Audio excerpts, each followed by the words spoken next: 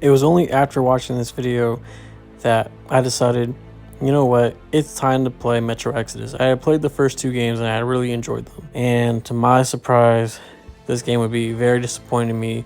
And I felt like this video gave me expectations I shouldn't have had. So as a quick breakdown for those of you who possibly haven't played the Metro games, which I highly recommend, essentially what happens is the Cold War turns hot. The nukes drop. The known world, as we know, is completely turned to nuclear dust. So the survivors of Russia in Moscow, they end up going down to the Metro system and where they have to live, breathe, die, and fight because, of course, war never changes. But they don't say that in this game. So the first two games, essentially where we go on this journey with Artyom, who's the main character of all three games. Artyom, after the second game, he essentially has this hope and dream to return to the surface world, his birthright. He wants to come back, find the other remnants of survivors, because he can't live with the idea that only him and those who live in the Metro are the only ones left. So through a series of let's say random events, right? He's going up there every now and then to go look for survivors using a ham radio, trying to find anyone he can contact. No go. He essentially ends up uncovering a conspiracy along with his Spartan buddies, Anna, his wife, and the Colonel, and they're basically forced to leave the metro area as a whole. Now, I'm not going to get into spoilers or anything about this, but to be fair with you guys, I don't think the story is all that appealing to me. I think it starts off really good at the first half, but then once you get to the second half, it essentially becomes like a very long fetch quest, and it loses a lot of its lumber. I really don't know how else to put it.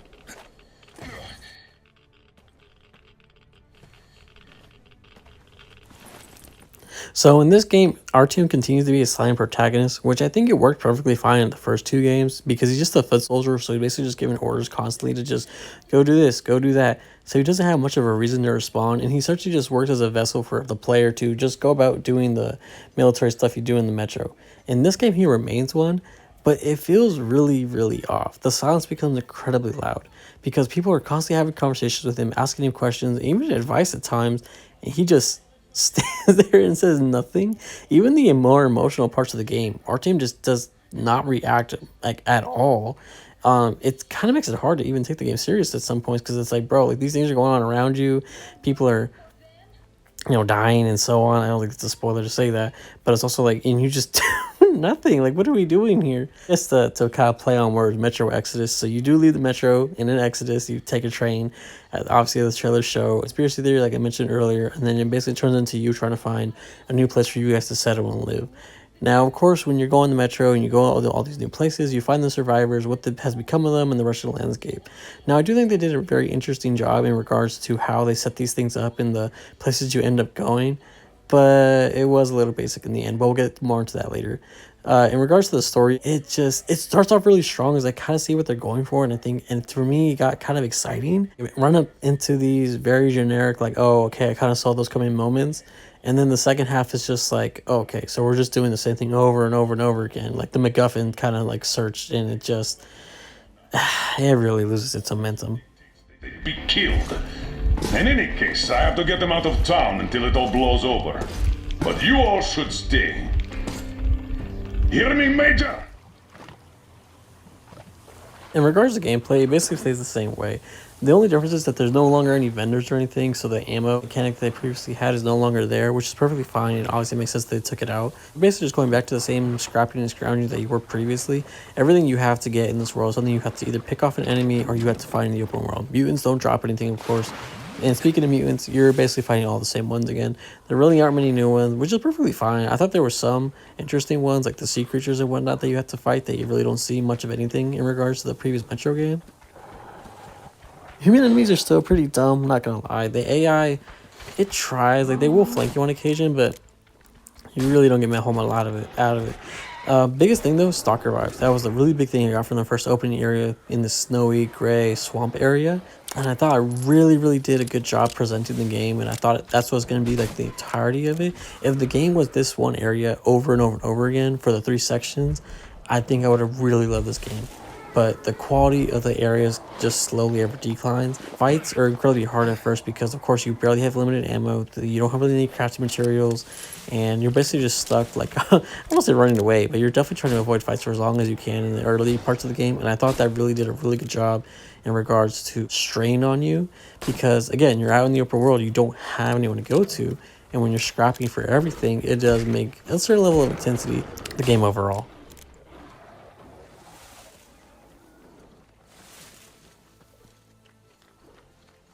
There's a handful of small things you can find, and the one thing that, again, going back to the Stalker vibes thing I said, is the fact that there's a literal anomaly you can find that, if I remember correctly, is straight out of the Stalker games, like Stalker 2 or Chernobyl.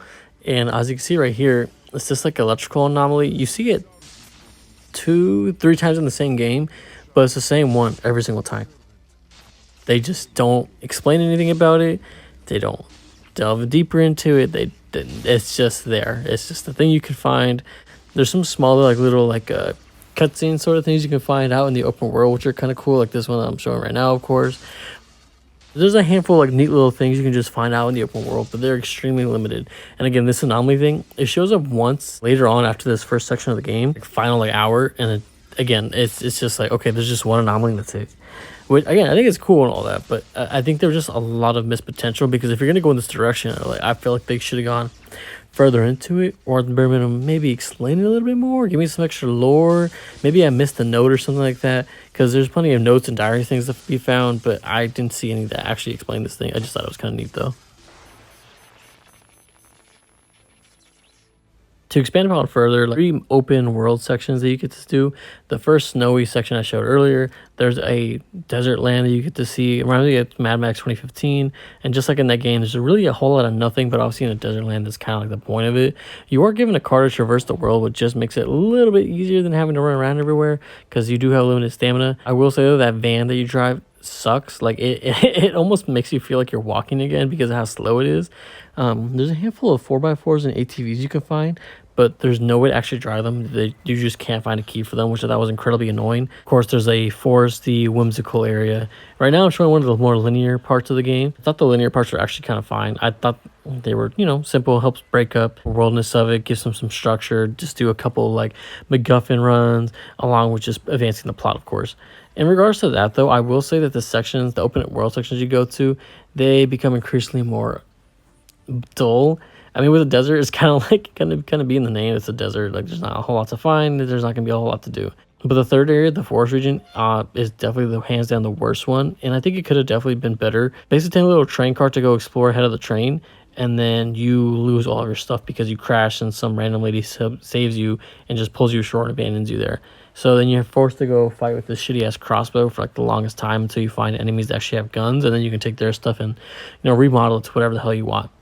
But it really takes that section that clearly was very short, and they really didn't have a whole lot to go for there. So they just ended up expanding it because of the fact that it takes so much longer to have these battles and whatnot, because you're using a shitty crossbow that takes 10 seconds to reload, and like an actual 10 seconds. It's really annoying. A little boss fight there, which is okay. It's like a 2-parter, but even in that regard, it's still kind of annoying. There's not...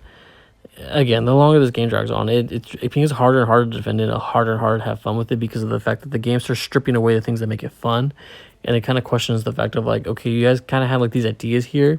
You're trying to sell them to me, but then you don't flush them out.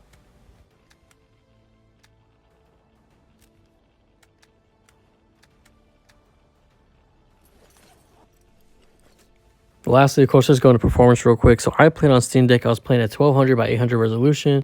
I had about 40-50 frames per second when I was playing. I had some small like latency issues, some stuttering, and a couple of freezes here and there, but it was like super simple stuff.